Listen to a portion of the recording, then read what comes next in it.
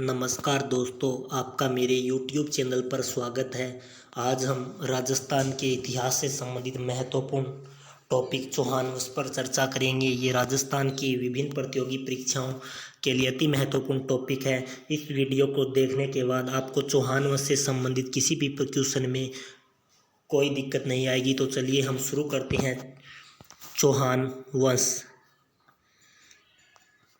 वंश की उत्पत्ति, सबसे पहले हम पढ़ेंगे कि चौहान वंश की उत्पत्ति किससे हुई। तो जो बिजोलिया शिलालेख है, यानी बिजोलिया शिलालेख में चौहानों को वत्स गोत्रीय ब्राह्मण कहा गया है। यानी जो बिजोलिया शिलालेख है इसमें चौहानों को वत्स गोत्रीय ब्राह्मण कहा गया है। और ये जो बिजोलिया शिलालेख है ये सोमेश्वर चौहान के समय का है। और दशरथ शर्मा ने भी चौहानों को वत्स गोत्रीय ब्राह्मण कहा है। नेक्स्ट हम पढ़ेंगे कि पृथ्वीराज विजय, हमीर महाकाव्य और सुरजन चरित में चौहानों को सूर्यवंशी कहा गया है। यानी जो ये पृथ्वीराज विजय है नामक ग्रंथ है ये दयानक ने लिखा है। हमीर महाकाव्य नामक ग्रंथ नयन चंद्र सूरी ने लिखा है। सुरजन चरित नामक ग्रंथ चंद्रशेखर में लिखा है। इन तीनों ग्रंथों में चौहानों को सूर्यवंशी कहा गया है। अब हम पढ़ेंगे कि गौरीशंकर हीराचंद ओझा ने चौहानों को सूर्यवंशी क्षत्रिय माना है। यानी चौहानों को सूर्यवंशी क्षत्रिय माना है। कर्नल जेम्स टोड और वी.एस. स्मिथ चौहानों को विदेशी बताते हैं। यानी जो कर्नल जेम्स टोड, जिन्हें राजस्थान के इतिहास का पिता कहा जाता है, घोड़े वाला बाबा कहा जाता है, एवं वी.एस. स्मिथ, इन्होंने चौहानों को विदेशी माना है। अब हम पढ़ेंगे कि सेवाड़ी का लेख, यानी जो ये सेवाड़ी का लेख जो कि पाली से संबंधित है, इसमें चौहानों को इंद्र का वंशज कहा गया है। यदि क्वेश्चन आ जाए कि चौहानों को इंद्र का वंशज किस शिलालेख या अभिलेख में माना गया, तो वो सेवाड़ी का लेख है जो कि पाली से प्राप्त हुआ है। अब हम बात करेंगे कि सुंदा माता के अभिलेख जो कि भीनमाल जालोर से प्राप्त हो, उसमें चौहानों की उत्पत्ति महर्षि वशिष्ठ की आंख से बताई गई है। अब हम बात करेंगे पृथ्वीराज रासो, ये इंपॉर्टेंट है। पृथ्वीराज रासो में चौहानों की उत्पत्ति अग्निकुंड सिद्धांत से मानी गई है। यानी अग्निकुंड सिद्धांत से मानी गई है। अब हम पढ़ेंगे कि चौहान वंश से संबंधित पुस्तकें, यानी चौहान वंश से कौन कौन सी पुस्तकें संबंधित हैं। तो पढ़ते हैं कि चौहान एंड हिज टाइम, यानी ये चौहान एंड हिज टाइम नामक किताब है जो कि आर.वी. सोमानी ने लिखी है। ये भी चौहान वंश से संबंधित है। Rajasthan through the ages and the early Chauhan dynasty, यानी ये Rajasthan through the ages and early Chauhan dynasty नामक किताब है। ये दशरथ शर्मा ने लिखी है, जो चौहान वंश से संबंधित है। अब हम पढ़ेंगे चौहानों की राजधानी, यानी चौहानों की कौन कौन सी राजधानियाँ रही हैं। चौहानों की जो प्रारंभिक राजधानी है वो अहित छत्रपुर थी। यानी चौहानों की प्रारंभिक राजधानी कोई पूछे तो वो अहित छत्रपुर थी। अहित छत्रपुर का वर्तमान नाम नागौर है। यानी क्या नाम है? नागौर है। वासुदेव चौहान थे, जिन्हें आप चौहान वंश का संस्थापक कहते हैं, उन्होंने सांभर को अपनी राजधानी बनाया था। और जो अजय राज ने चौहानों की राजधानी अजमेर को बनाया। अब हम पढ़ेंगे कि चौहान वंश की कुल देवी, यानी अजमेर के चौहानों की कुल देवी कौन थी। तो अजमेर के चौहानों की कुल देवी शाकंभरी माता थी। अब हम सबसे पहले पढ़ेंगे शाकंभरी के चौहान। अब हम चर्चा करते हैं शाकंभरी के चौहानों पर। पहले हम पढ़ेंगे वासुदेव चौहान, यानी चौहान वंश का संस्थापक। वासुदेव चौहान को चौहान वंश का संस्थापक माना जाता है। 551 ईस्वी में वासुदेव चौहान ने चौहान वंश की स्थापना की। और जो सांबर झील है इसका निर्माण भी वासुदेव चौहान ने किया। बिजोलिया शिलालेख व प्रबंध कोश, यानी जो ये बिजोलिया शिलालेख व प्रबंध कोश है, इसमें चौहानों का मूल स्थान सांबर या पादलक्ष माना गया है। यानी जो ये बिजोलिया शिलालेख व प्रबंध कोश, इसके रचयिता राजशेखर है, इसमें चौहानों का मूल स्थान सांबर या सपादलक्ष था, ऐसा कहा गया है। और चौहान वंश का संस्थापक वासुदेव था और वासुदेव ने ही सांबर झील का निर्माण करवाया, ऐसा भी इस बिजोलिया शिलालेख से पता चलता है। अब हम नेक्स्ट शासक पढ़ेंगे चौहान वंश का अजय राज था, वो शैव धर्म का था। ये मोस्ट इंपोर्टेंट क्वेश्चन है कि अजय राज का किस धर्म से संबंध था, तो वो शैव धर्म से। अब हम पढ़ेंगे कि अजय राज का काल चौहानों के साम्राज्य का निर्माणकारी काल कहलाता है। यानी चौहानों के साम्राज्य का निर्माणकारी काल किसका समय कहलाता है, तो अजय राज का समय कहलाता है। अजय राज ने 1113 में अजमेर की स्थापना की तथा अजमेर को अपनी राजधानी बनाया। यानी अजय राज ने अजमेर को अपनी राजधानी बनाया तथा 1113 में अजमेर की स्थापना की। 7वीं शताब्दी में अजय मेरु दुर्ग का निर्माण किया। और अजय राज ने 7वीं शताब्दी में अजय मेरु दुर्ग का निर्माण किया। अजय राज ने अजय प्रिय व दुम सिक्के चलाए जिन पर अपनी रानी सोमलेखा या सोमल देवी का नाम अंकित किया। मालवा के परमार राजा नरवर्मन को हराया तथा उसके सेनापति सुलहन को पराजित कर घोड़े की पीठ पर बांधकर अजमेर लाया। यानी अजय राज ने क्या किया, अजय प्रिय व दुमर नामक सिक्के चलाए और अपनी रानी सोमलेखा का नाम भी इन सिक्कों पर अंकित किया। और मालवा के जो परमार राजा थे नरवर्मन, उनको हराया और उनके सेनापति सुलहन को घोड़े की पीठ पर बांधकर अजमेर लाया। और अजय राज ने अपना अंतिम समय पुष्कर तीर्थ में बिताया और अपने जीते जी ही इसने अपना साम्राज्य अर्णोराज यानी अपने बेटे अर्णोराज को सौंप दिया और अपना अंतिम समय पुष्कर में बिताया। अब हम नेक्स्ट शासक पढ़ेंगे अजय राज या अर्णोराज। वो भी शैव धर्म का अनुयायी था, यानी शैव धर्म को मानता था। आना सागर झील का निर्माण अर्णोराज ने आना सागर झील का निर्माण करवाया। और आना सागर झील का निर्माण वो चंद्रा नदी को रोककर करवाया गया था। अर्णोराज शैव धर्म का अनुयायी होते हुए भी यानी शैव धर्म को मानते हुए भी वराह मंदिर का निर्माण करवाया पुष्कर अजमेर में, जो कि वराह मंदिर विष्णु से संबंधित है। और इस मंदिर का जो जीर्णोद्धार है वो समर सिंह ने करवाया। अब हम पढ़ेंगे कि अर्णोराज के दरबार में कौन कौन से कवि थे। अर्णोराज के दरबार में देवबोध व धर्मघोष नामक 2 दरबारी कवि थे। 1134 में चालुक्य राजा सिद्धराज जयसिंह को हराया। अर्णोराज ने क्या किया कि 1134 ईस्वी में चालुक्य राजा सिद्धराज सिंह को हराया व सिद्धराज जयसिंह ने हारने के बाद अपनी पुत्री कांचन देवी का विवाह अर्णोराज से कर दिया। यानी कि कांचन देवी का विवाह है अर्णोराज से कर दिया। और चालुक्य राजा कुमारपाल से अर्णोराज ने अपनी पुत्री जलहन का विवाह किया। मतलब कि 1134 में सिद्धराज जयसिंह ने तो कांचन देवी का विवाह अर्णोराज से कर दिया और अर्णोराज ने अपनी बेटी का विवाह जो जलहन थी उसका विवाह कुमारपाल से कर दिया। अर्णोराज के 4 पुत्र थे जिनमें सर्वाधिक शक्तिशाली था वो विग्रहराज चतुर्थ था, जिसे आप बिसल देव के नाम से भी जानते हैं। अब हम पढ़ेंगे कि नेक्स्ट बहुत इंपॉर्टेंट बात यह है कि अर्णोराज के बड़े पुत्र यानी अर्णोराज का जो बड़ा बेटा था जगदेव, उसने अर्णोराज की हत्या कर दी। कि अर्णोराज का जो बड़ा पुत्र जगदेव था उसने अर्णोराज की हत्या कर दी। वह जगदेव चौहानों में पितृहंता कहलाया। यानी क्वेश्चन ये बनता है कि चौहानों में पितृहंता कौन कहलाता है, तो उसका उत्तर होगा जगदेव, क्योंकि जगदेव ने अपने ही पिता की हत्या कर दी थी। अब हम नेक्स्ट शासक विग्रहराज चतुर्थ के बारे में पढ़ेंगे। तो विग्रहराज चतुर्थ का काल कला एवं साहित्य की दृष्टि से चौहानों का स्वर्ण काल कहलाता है। ये मोस्ट इंपॉर्टेंट क्वेश्चन है कि विग्रहराज चतुर्थ का काल है वो चौहानों में कला एवं साहित्य की दृष्टि से स्वर्ण काल कहलाता है। विग्रहराज चतुर्थ की दिल्ली विजय की पुष्टि बिजोलिया शिलालेख से होती है। यानी विग्रहराज चतुर्थ ही ऐसा शासक था चौहान वंश का जिसने सबसे पहले दिल्ली को जीता था और इस बात की पुष्टि यानी उसने दिल्ली की विजय प्राप्त की थी बिजोलिया शिलालेख से होती है।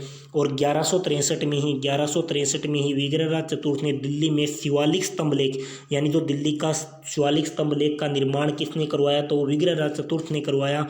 और शिवालिक स्तंभ लेख में विग्रहराज चतुर्थ को विष्णु का अवतार माना गया है, यानी विष्णु का अवतार कहा गया है। यानी यदि आपसे कोई ये पूछे कि विग्रहराज चतुर्थ को विष्णु का अवतार कहा गया है तो वो शिवालिक स्तंभ लेख दिल्ली में कहा गया है।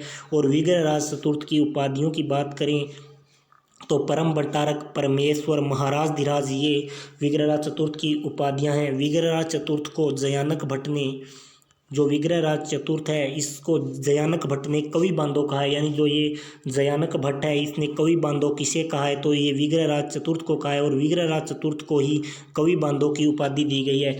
और विग्रहराज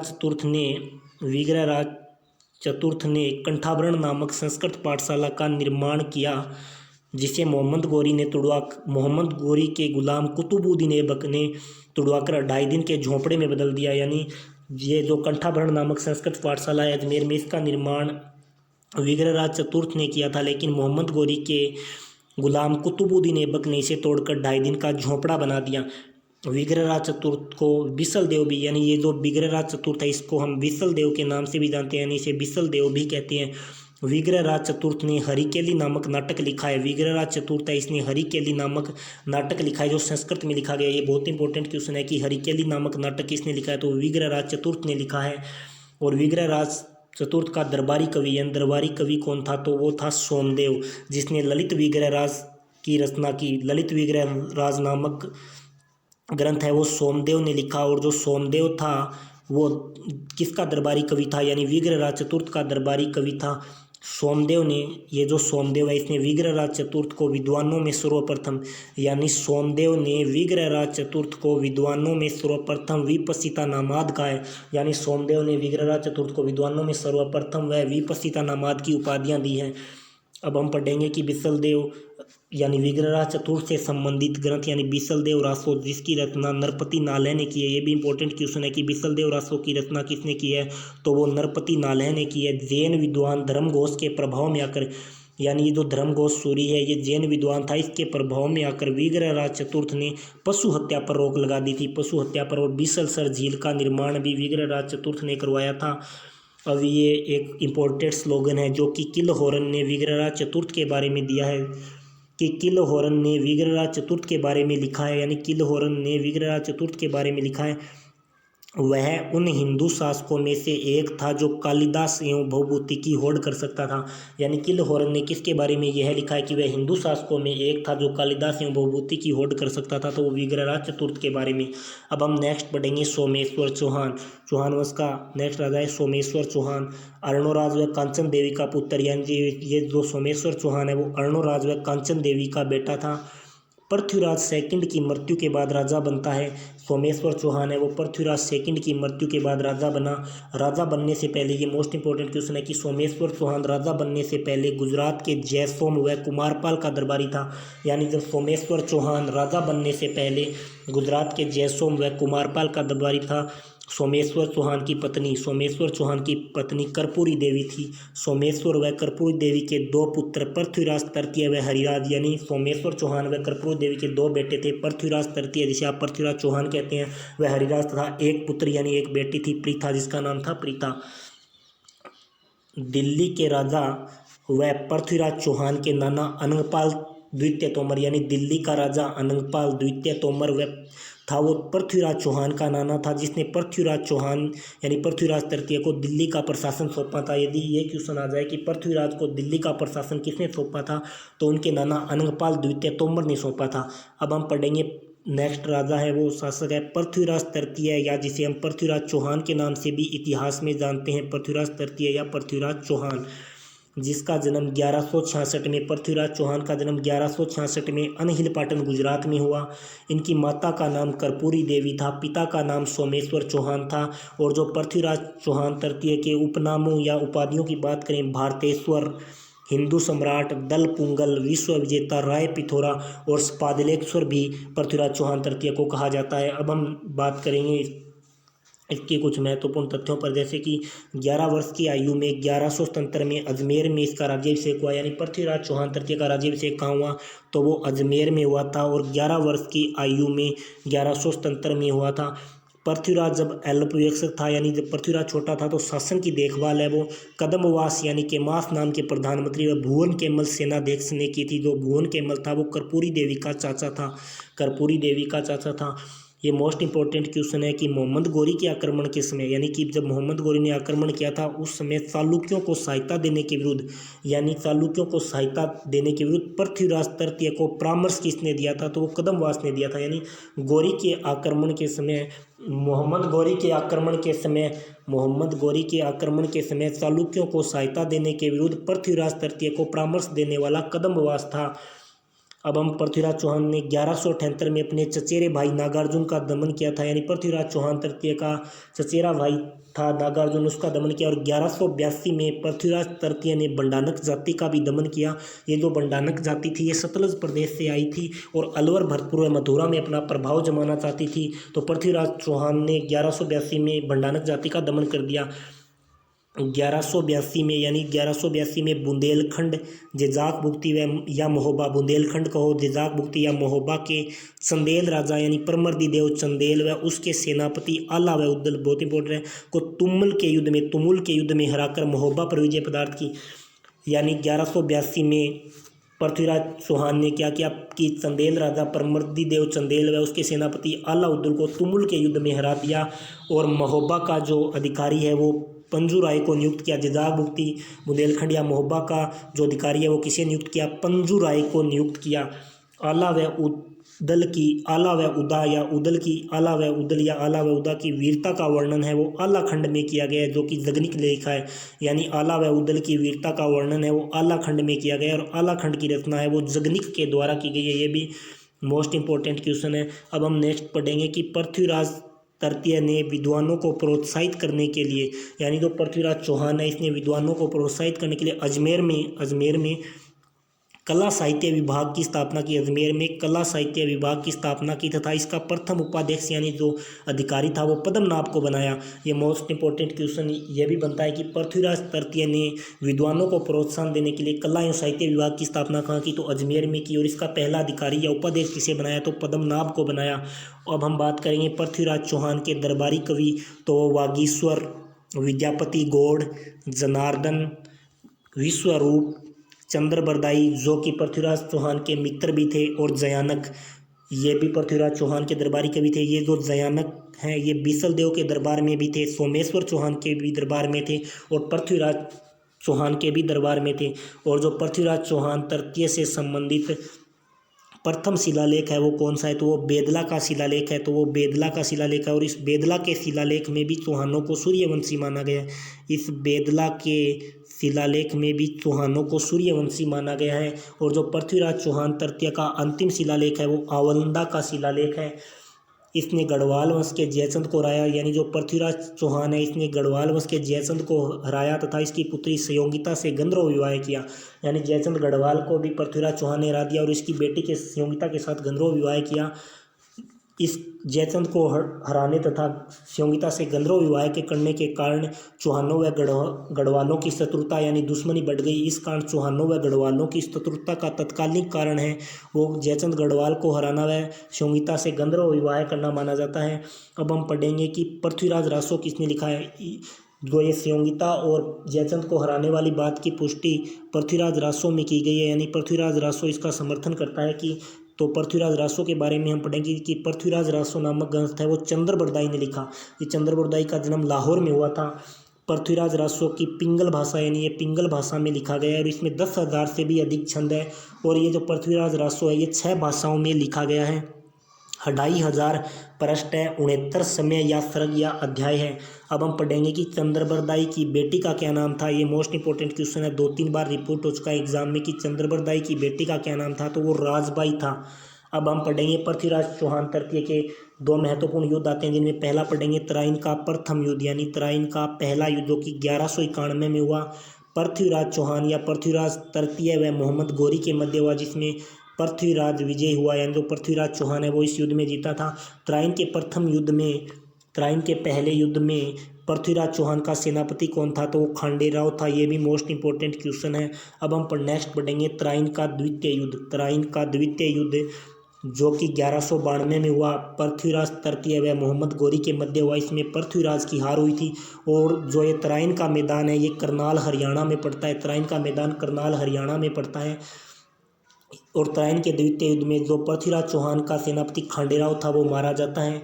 पृथ्वीराज तृतीय का साथ तराइन के द्वितीय युद्ध में मेवाड़ के समर सिंह व दिल्ली के गवर्नर गोविंद राय ने दिया था। ये भी मोस्ट इंपॉर्टेंट है। और पराजय का कारण क्या था कि द्वितीय युद्ध में पृथ्वीराज चौहान की हार क्यों? तो उसका प्रमुख कारण था कि पृथ्वीराज चौहान के सेनापति सोमेश्वर व प्रताप सिंह जो कि पृथ्वीराज चौहान के सेनापति थे, इन्होंने पृथ्वीराज चौहान के साथ विश्वासघात किया था। यह युद्ध जो ये तराइन का दूसरा युद्ध है ये भारतीय इतिहास में युग परिवर्तनकारी घटना थी। यह भारत में इस्लामिक राजतंत्र की स्थापना के लिए उत्तरदायी युद्ध माना जाता है। अर्थात इसका मतलब ये है कि जो तराइन का दूसरा युद्ध था इसी के कारण भारत में इस्लामिक राजतंत्र की स्थापना हुई। और इसका भारत में इस्लाम राजतंत्र की स्थापना होने का मुख्य कारण तराइन का दूसरा युद्ध ही है। इसके बाद यानी तराइन के दूसरे युद्ध के बाद राजपूत युग का अंत तथा दिल्ली में सल्तनत काल का उदय हुआ। यानी तराइन के दूसरे युद्ध के बाद राजपूत युग है इसका तो अंत हो जाता है, यानी ये तो समाप्त हो जाता है और दिल्ली में सल्तनत काल का उदय हो जाता है। और जो पृथ्वीराज चौहान की छतरी है वो काबुल अफगानिस्तान यानी गजनी में बनी हुई है। और जो पृथ्वीराज चौहान का स्मारक है वो तारागढ़ दुर्ग अजमेर में है। तो दोस्तों अगर आपको ये वीडियो पसंद आया है तो आप हमें लाइक कर सकते हैं और ऐसे ही लेटेस्ट वीडियो पाने के लिए आप हमारे चैनल पर विजिट करें। Thank you.